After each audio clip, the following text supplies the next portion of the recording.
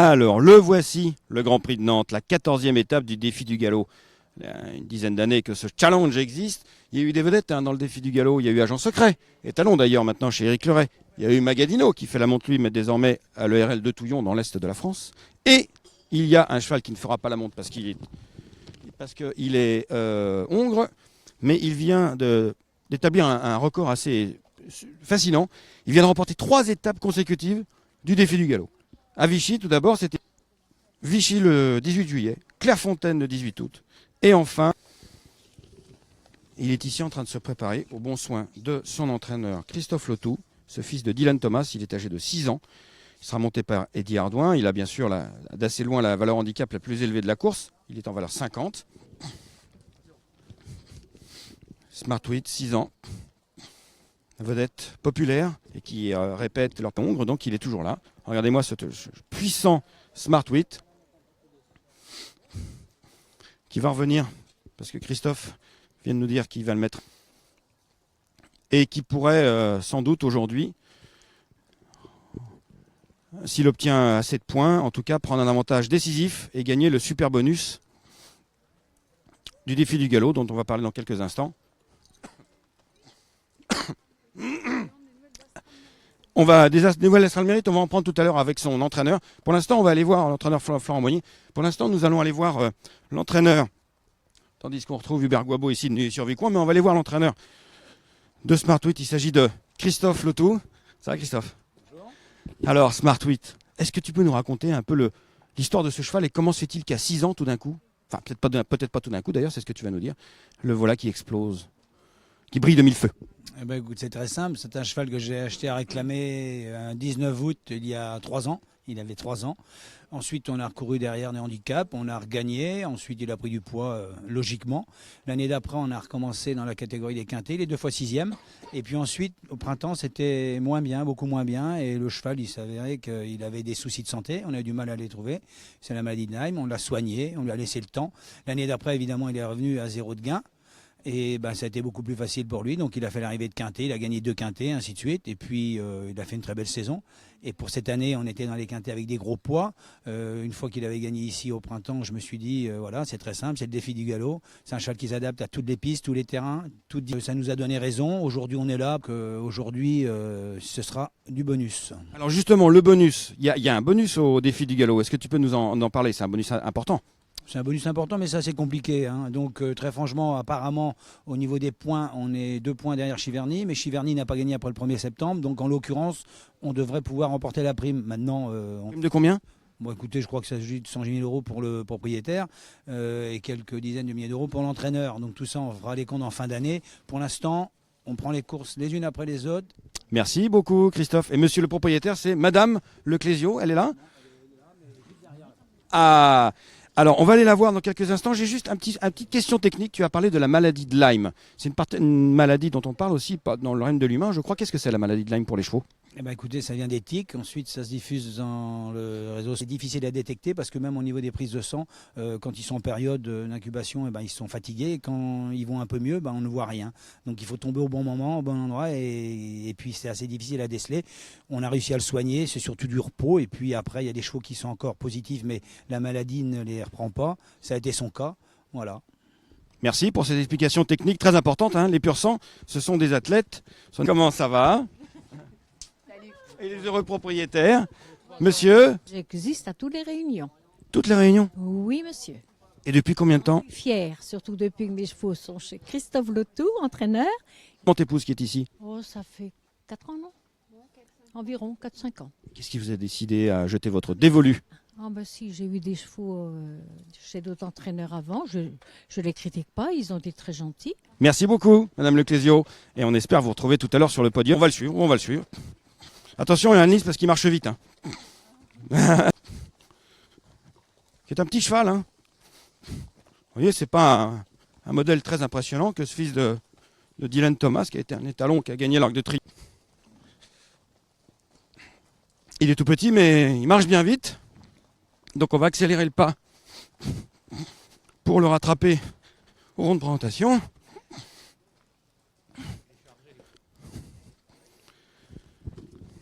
Petit coquin, Smart Swiss. Je vous rappelle qu'on n'en a pas parlé, mais il porte quand même 61,5 kg. Hein.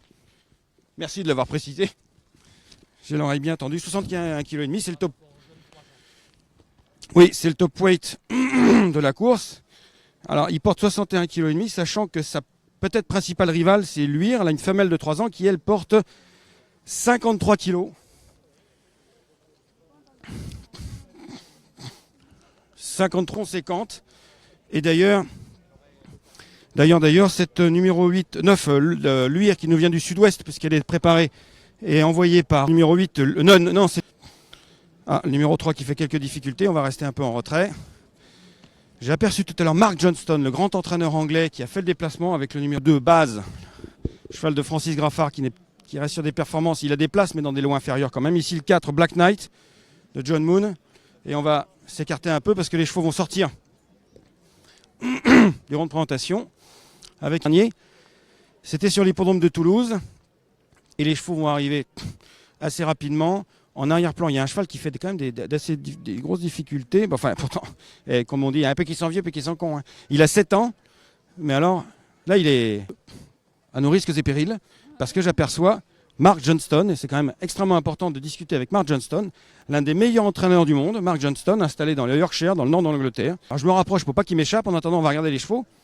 Ici, le numéro 6, son entraîneur, Florent Monnier. Ici, le numéro 4, Black Knight.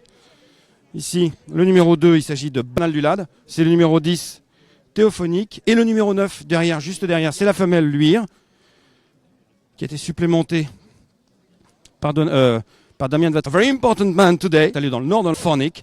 Is that a good opportunity to take? And après, Sommer. We hope so. Big, yeah, it's a big high. So we hope that she can cope with this. Thank you very much and good luck. Tandis qu'il nous a dit notre ami Marc. Il nous a dit que la jument est engagée à la vente, à la fameuse vente de chevaux à l'entraînement et de chevaux d'élevage de Newmarket. C'est une excellente opportunité pour lui de lui faire peut-être gagner, en tout cas, au moins une place de Black Type. On retrouve le discours qu'on tenait tout à l'heure par rapport à la première course du Prix des Sablonnets, qui, évidemment, une place et encore plus une victoire dans une listed comme celle-ci, décuplerait sa valeur sur un ring de vente. La page du pédigré s'en trouverait totalement transformée. Et donc, il a décidé de tenter sa chance avec cette Théophonique. Vous savez que les Anglais n'ont pas peur de voyage parce que c'est quand même moins. Le Yorkshire, c'est au nord de l'Angleterre. Je peux vous dire que c'est le bout du monde. Et donc, il est venu, il a amené femme. C'est quand même très particulier. Mais il dit, oh, vous inquiétez pas. Elle vient de gagner à Goodwood. Et je peux vous dire que Goodwood, c'est pareil. Goodwood, c'est comme ça. Ça tourne, ça vire, ça monte, ça descend. Il fait un petit peu chaud là. Les tournants sont très serrés. Donc si elle a fait Goodwood, elle peut faire tous les hippodromes du monde, dont Nantes. Et en ce qui concerne le terrain, ici le terrain est quand même très souple, il n'est pas lourd mais très très souple. Et il dit, vous inquiétez pas, à Goodwood c'était vraiment encore plus profond qu'ici. Donc Mark Johnson est confiant, d'autant plus confiant que tout comme Luire, puisque c'est une femelle de 3 ans, elle ne porte que 53 kg. Elle est montée par le très expérimenté Joe Fanning, qui est le premier jockey de Mark Johnson depuis de longues années. Et donc une opposition de style totalement radicale entre cette femelle de 3 ans Théophonique ainsi que l'autre femelle de 3 ans Luire face à des vieux qui sont l'équipe des vieux et dirigée bien sûr par Smart Whip, la vedette du défi du galop, qui reste sur 3 succès dans les étapes de défi du galop. Vichy, Clairefontaine, Écran, il vient de gagner dans le Grand Prix de Cran, mais évidemment il porte 61,5 kg, il sera monté par Eddie Ardouin. Je ne vous ai pas parlé de Pierre-Charles Baudot qui monte le numéro 2B. Donc une opposition de style dans cette épreuve, le Grand Prix de Nantes. Une épreuve qui va démarrer dans quelques secondes. On va s'approcher de la piste. 2400 mètres donc pour cette course. Donc les chevaux, ils partent dans le fond. Là, vous apercevez dans le fond les stalles de départ. Elles sont dans l'ombre des arbres. Oui, parce qu'il y a beaucoup d'arbres ici sur l'hippodrome de Nantes. Ils vont passer une première fois devant nous. Et après, ils font tout le grand tour de cet hippodrome du Petit Port. Hippodrome qui est situé en pleine ville de Nantes. Un vaste parc dans la pleine ville de Nantes. Ici, il y a beaucoup d'étudiants. C'est la région étudiante, la zone étudiante de l'hippodrome de Nantes. Hippodrome donc traditionnel du Petit Port, avec cette piste, avec ces profils très très particuliers, mais un hippodrome hautement sélectif, avec une course qui va se dérouler sous le soleil. Il n'y reste plus que 2 concurrents à rentrer dans les stalles de départ. Satanic Gym, on a aperçu tout à l'heure, c'est quand même un gagnant de listed l'année dernière. Cette année, c'est quand même un peu moins bien. Nous avons également Mine Julep, une femelle présenté par John Hammond. C'est pour les vieux Smart Whip le numéro 1 et pour les jeunes, ils vont s'élancer. Est-ce que l'anglais, il y a un autre anglais, hein, j'ai oublié de vous parler de Black Knight. Attention, ils vont partir. Le numéro 4, Black Knight, un cheval de 5 ans. Allez, c'est parti. Alors, qui va partir en tête? C'est important sur une épreuve comme celle-ci. C'est parti. Nous avons Baz qui est bien parti, mais à l'extérieur, nous avons le numéro 7 qui va prendre l'avantage, c'est Min Julep. Et le numéro 10, Smart Whip, le co-favori, il est plutôt à l'arrière-garde, mais quand même pas très loin. Nous avons toujours actuellement le numéro 7, Min Julep, c'est Delphine Santiago, qui a pris l'avantage devant Théophonique. Joe Fanning a décidé de se mettre directement dans la bagarre, de ne pas se faire avoir par une course française tactique, hein, parce que les courses françaises ont tendance à être plus tactiques que les courses anglaises.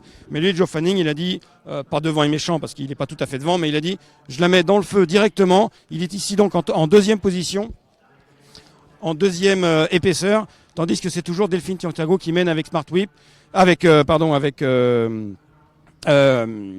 Julep, le gris. Alors les chevaux sont un peu loin là, j'ai du mal à les distinguer.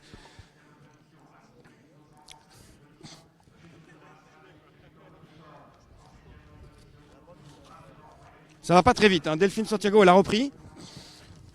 Donc ça va accélérer. Alors ça, c'est la bonne question à Nantes. Où est-ce que ça va accélérer? Parce qu'on peut accélérer à la sortie du bois ou à l'entrée dans le bois. Alors ça, évidemment.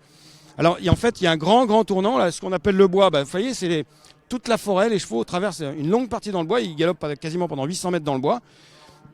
Donc là, évidemment, depuis les tribunes, on ne les distingue pas vraiment. Pour l'instant, la course reste à son rythme. Delphine Santiago qui mène benoîtement. Donc il y a un moment donné où il va se passer un truc. Il va y avoir une accélération brutale.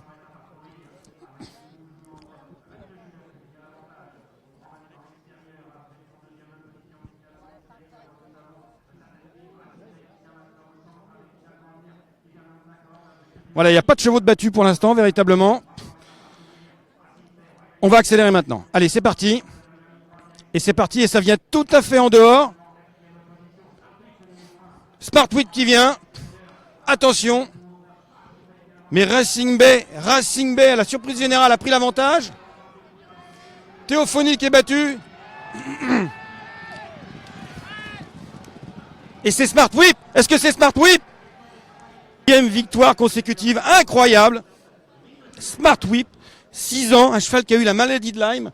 Bravo, on va féliciter tout le monde. Ils vont arriver, je pense qu'ils vont arriver en courant. Smart Whip, nous on va attendre le jockey ici. Smart Whip qui s'impose, vous vous rendez compte, 6 ans, il a eu la maladie de Lyme en 2015, un cheval qui a acheté à réclamer par Christophe Lotou qui appartient à Madame Leclésio qui à mon avis va être en pleurs. Il remporte sa 4e course consécutive. Il s'impose évidemment, puisqu'il avait gagné juste avant 3 épreuves du défi du galop. Il remporte le défi du galop, ça y est, c'est fait, avant même la fin de l'année. Et il reprend le super bonus pour le propriétaire, je crois une centaine de milliers d'euros, plus quelques dizaines de milliers d'euros. Les lads anglais ici de Théophonique n'ont plus garde de voix, parce que la jument, il ne s'est pas passé grand-chose. Elle est bien partie, mais au moment de l'accélération, comme on dit, elle est restée là. Elle est restée là, et donc c'est Smart Whip, le fils de Dylan Thomas, qui réussit une performance extraordinaire sous la selle de Eddie Ardouin. Eddie Ardouin, il a monté une course assez limpide. On va écouter l'arrivée définitive, l'arrivée provisoire. Avec mon petit crayon. Ouais, il a gagné. Smart Whip. Échec assez radical des femelles de 3 ans. Succès des vieux. Et notamment Smart Whip qui a fait fi de ses 61,5 kg. Il va arriver un petit peu plus tard, Smart Whip, dont on parlait beaucoup, la grise là, mais ça n'a pas été. Ici, les numéros vont arriver un petit peu dans le fond. C'est une casaque marron et bordeaux. Ici, nous avons l'anglaise avec sa toque jaune facilement reconnaissable qui termine 5e.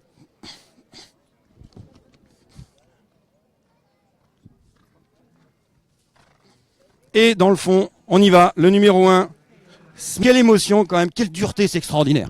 Ah, c'est le cheval, c'est une crème, il donne tout ce qu'il a avec 60. C'est quand même impressionnant, 4 victoires dans le défi du galop de suite. Tu t'imaginais que c'était possible? Avant non, et maintenant oui. Merci beaucoup, merci Eddy, qui vient de s'imposer. Min Julep qui est ici, le gris, qui fait une très bonne performance, la grise pardon, qui a été devant, et bonjour Delphine, qui a été devant, bien, super hein. Ah ouais, qui a été devant et qui garde la 3e place. Elle a monté une belle course. C'est une oui, tout à fait. Oui, tout à fait, une 3 ans. Non, 4 ans. Je vais vérifier du coup sur mon programme. Est-ce qu'on va la... Allez, on va essayer de retrouver quand même les propriétaires. Ici, c'est le numéro 4, Black Knight. Voilà, Joe Fanning, le vieux Joe Fanning. C'est bon, tu peux venir.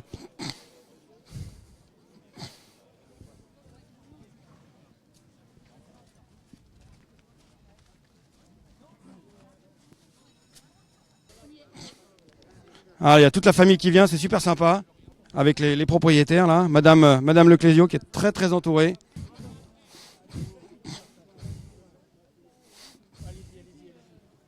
Tu vois ? Vas-y. C'est pas si fréquent qu'il y ait tout le monde sur une photo. Et oui, sous les applaudissements. Alors, dites-moi tout. Vous allez venir après là-haut. Hein. Eh bien, ma foi, je suis très heureuse. Non seulement pour moi, mais pour le jockey ainsi que l'écurie de Christophe Lotou, que je remercie beaucoup. Est-ce que vous avez cassé un talon pendant l'arrivée ? Non, pas du tout. Vous étiez confiante, vraiment ? Ah oui, on a un petit peu vu le poids, c'était assez difficile quand même. Mais bon, la victoire est là. Merci beaucoup. Merci, madame. Allez, on va jeter un œil quand même.